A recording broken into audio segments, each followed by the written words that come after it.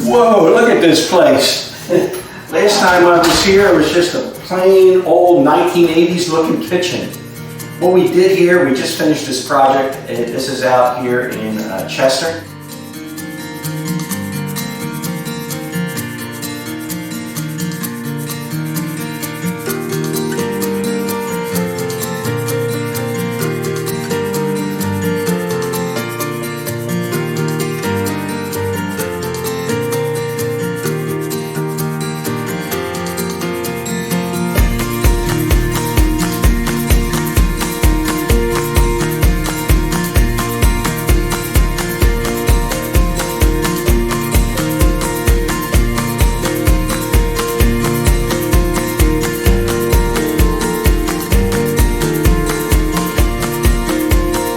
Wall, put a window on this side, and then we put a matching window over here to give us a lot more light.